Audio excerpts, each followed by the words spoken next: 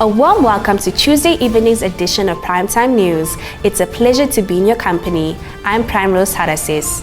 Tonight's bulletin commences with the Shannon Vassalfall case, where murder-accused Azan Madisia said she feels ashamed and embarrassed that she did not call the police or ambulance following the death of Shannon Vassalfall. Madisia said this today during her murder trial cross-examination in the Windhoek High Court. Silima Shimwefileni Masipa reports.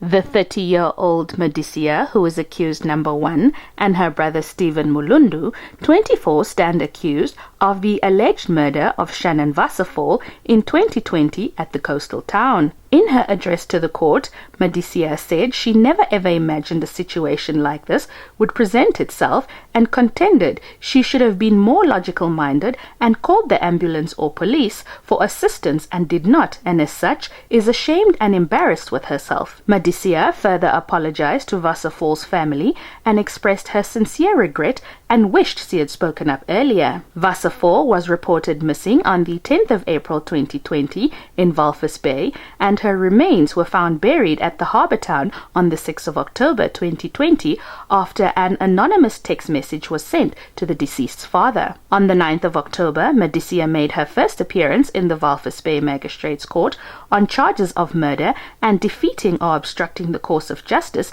and was subsequently denied bail. Reporting for Nampa TV, I'm Silima Shimwefileni Masipa. Meanwhile, the Supreme Court on Monday dismissed the bail application of 6 of the accused in the fish rod fishing quota fraud and corruption case. More from this report. The 3 Supreme Court appeal judges on Monday unanimously ruled that former Justice Minister Zacchaeus Shangala, his business partner James Hatukilipi, Pius Mwatelulo, Mike Nyipunya, Othniel Shudifonia, and Philippus Mwapopi should be kept in police custody. The 3 judges, Theo Frank, Jeremiah Shongwe, and Kananelo Musito, said in their judgment that after listening to the 6 men's bail appeal on 24th January this year, the Supreme Court was in agreement with the High Court ruling of April 2022 that it will not be in the interest of the administration of justice to grant bail. Most of the accused in the case, including former Fisheries Minister Bernard Esau, were arrested between November 2019 and December 2020.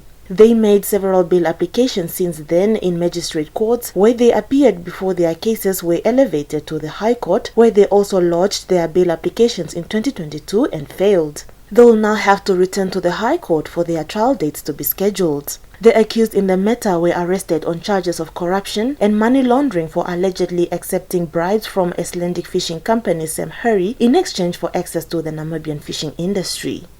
Moving on to Okakarara, where the Town Council's Management Committee Chairperson, Gordon Kachatako, says the number of people who have occupied land illegally at the town has increased from 150 on Friday to 400 as of Monday. Kachatako, in an interview with Nampa on Monday, said council is busy negotiating with them to get registered so that they can be relocated to another portion of land situated between the Okakango informal settlement and Palmer residential area. He, however, could not say how many residents had registered for the relocation program by Monday. On his part, the chairperson of the alleged land grabbers, Sigrid Shehiwa, said all 400 members he represents at the newly occupied site refused to move to the proposed area. He said the councillors must first channel clean drinking water there before talking about relocating people from where they have camped since last week. Shehiwa stated that his group continues to grow the portion of land situated near the Kambazembe Royal Traditional Authority, where members of the Namibia Shack Dwellers Federation are also constructing houses. Okakarara Mayor Asnas Jazukuka on Friday condemned the action, saying it is illegal, and alleged that the residents' actions are politically motivated by those who lost to her during the regional and local authority elections. Reporting for Nampa TV, I'm Michael Madimba. Switching attention to health matters, Minister of Health and Social Services Dr. Kalumbi Shangula says there is an urgent need to expand services so that all Namibians can access them at all government facilities throughout the country. As we have done in the past, I call upon all participants to engage openly, robustly, and candidly, especially in pointing out areas of operations where improvements are needed. There is an imperative to expand services to ensure that all our people are able to access services that they need at all our health facilities. It is critical that we ensure that our infrastructure, facilities, and equipment are well maintained, are mission ready, and are in good state of repair at all times, ready to be harnessed to effectively attend to the needs of our people in every corner, as well as general improved health outcomes for this year, 2023. Number one, extension of the current ministerial 5-year strategic plan, that is 2017, 2018 to 2021-2022. The government has directed its strategic plan for offices, ministries, and agencies be extended with an additional 2 years, 2 financial years, taking into account ongoing programs and projects as reflected in NDP 5, Harambee Prosperity Plan 2, and MPF. To this end, I've directed the Office of the Executive Director to ensure that this process is completed duly and submitted to the Office of the Prime Minister for further analysis and endorsement. When we return, a buzz of optimism as fresh oil discovery is made.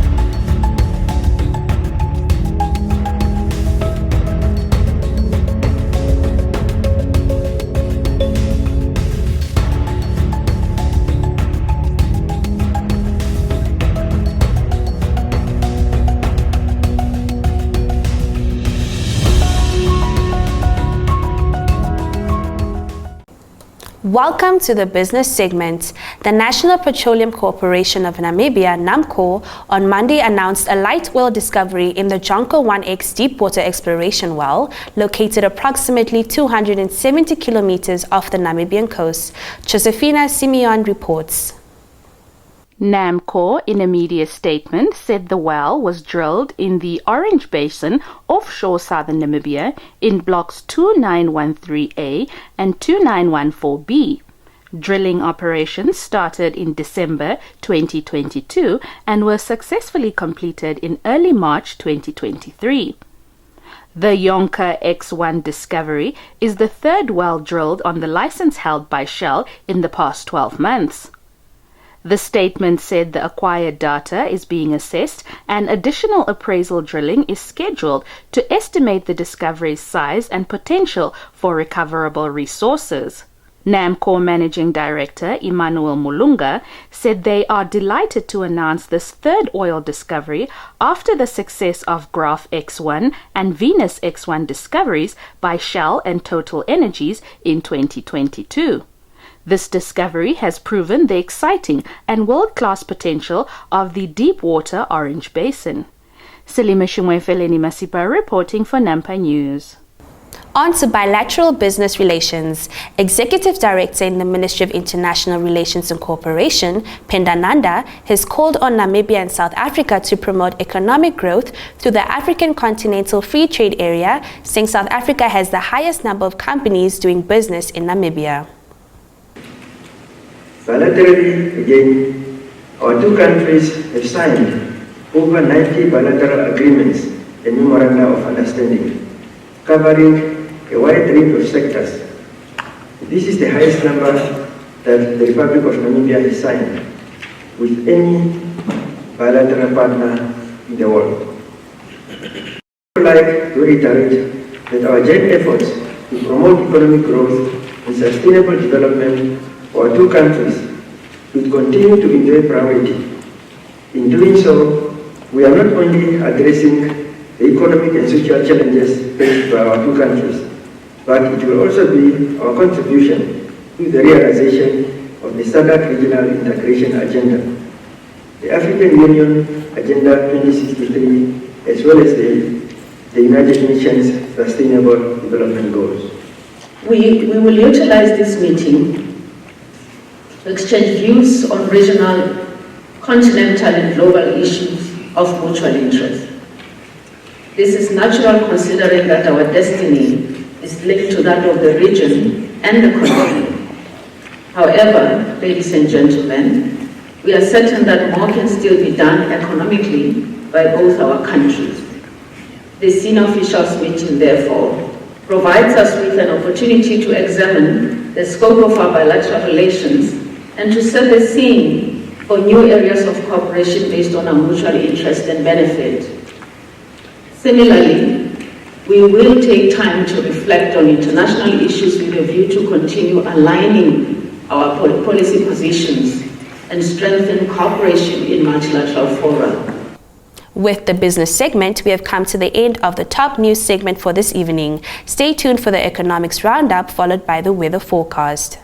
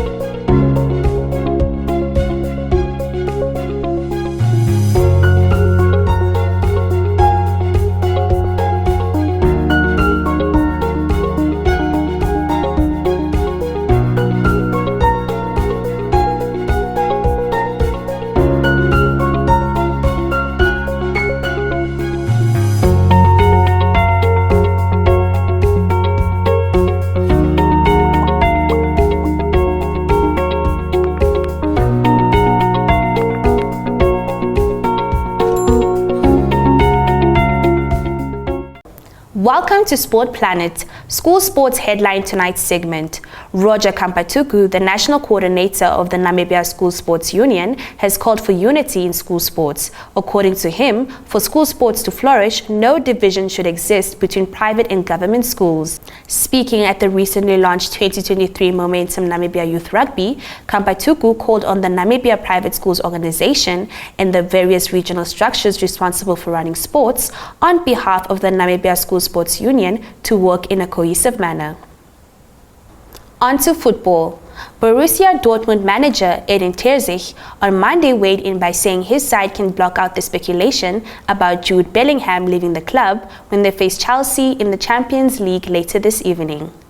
Bellingham has emerged as one of the brightest young stars in Europe since joining Dortmund from Birmingham in 2020.